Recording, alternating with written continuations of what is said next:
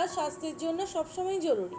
কিভাবে আমরা খাবার খাবো এই সম্বন্ধে প্রখ্যাত সমাজসেবী ললিতা রাজ আসুন শুনি কি বলছেন। नमस्कार। आखिर कितने समय तक फ्रिज में रखा खाना रहता है सुरक्षित? जान लीजिए, नहीं तो सेहत पर पड़ सकता है भारी।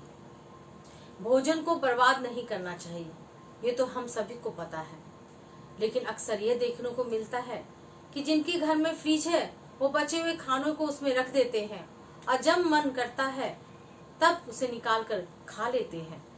खासकर शहरों में ऐसा ज्यादा देखने को मिलता है, क्योंकि वहाँ कामकाजी लोगों की संख्या ज्यादा है और या तो उन्हें खाना बनाने का समय नहीं मिलता या फिर वो बना नहीं पाते। ऐसे में वो एक ही बार खाना बनाकर फ्रिज में रख देते हैं और कई दिनों तक उसे खाते रहते हैं। ऐसा करना उनके लिए सुविधाजनक तो लगता है, लेकिन शायद वो ये नहीं जानते कि फ्रिज में ज्यादा देर तक रखा खाना भी सेहत के लिए हानिकारक हो सकता है।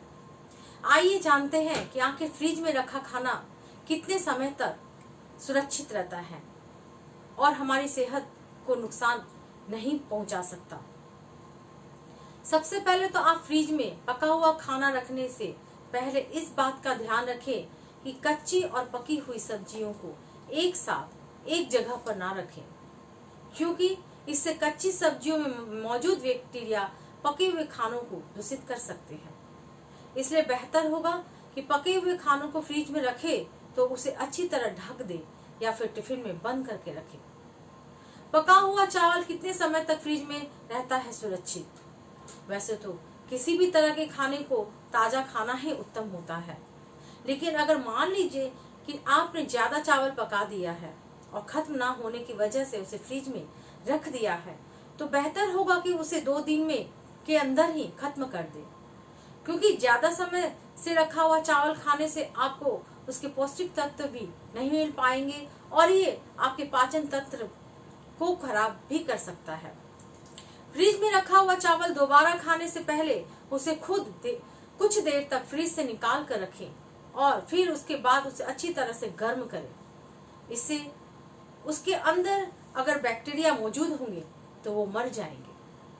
फ्रिज में रोटी कितने दिन तक रहती है सुरक्षित?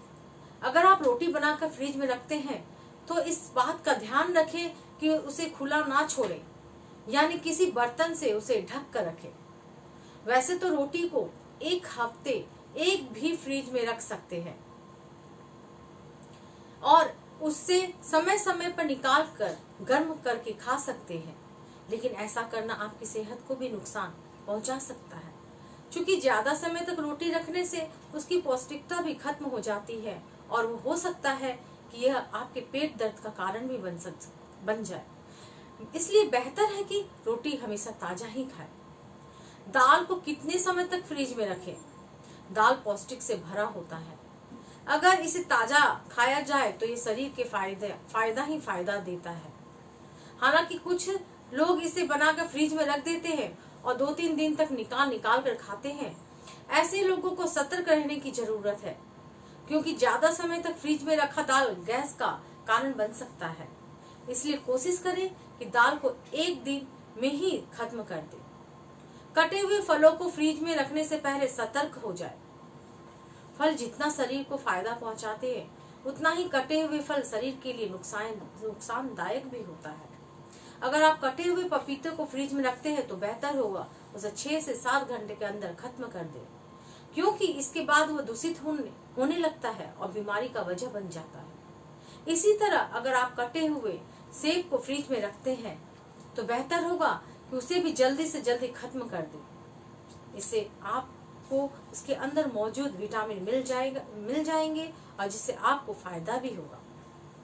अगर आप नियमित तौर पर खान पान से जुड़ी ऐसी गलतियां करते हैं तो आपको सतर्क रहने की जरूरत है।